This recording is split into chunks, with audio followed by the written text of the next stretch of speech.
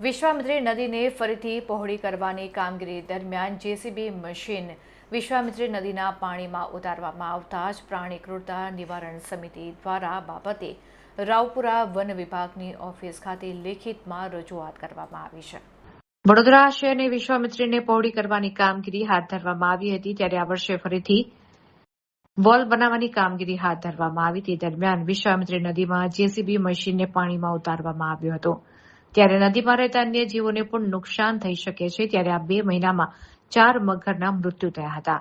આ કામગીરી માટે કોઈ એનજીઓ તથા વન વિભાગ કોઈને પણ જાણ કર્યા વગર જેસીબી મશીન વિશ્વામિત્રીમાં ઉતારવામાં આવ્યું અને પૂછવામાં આવતા જ પ્રાણી ક્રૂરતા સમિતિ કાર્યકરનું ધ્યાન જતા તેમના દ્વારા પૂછપરછ કરવામાં આવી હતી।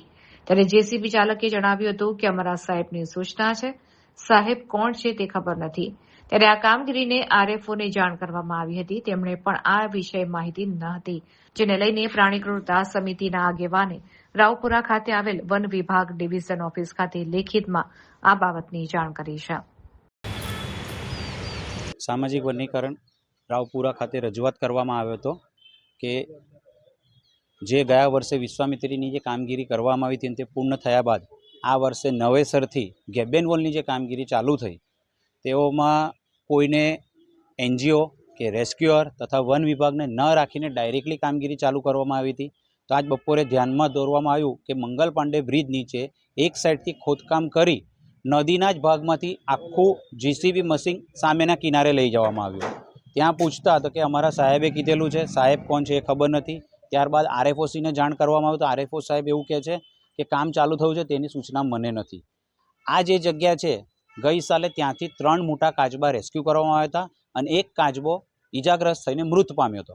અમારી માંગ એ છે કે વન વિભાગ અને અન્ય મ્યુનિસિપલ કમિશનર આની અંદર ધ્યાન દોરી ત્યારબાદ જ કામ ચાલુ કરે।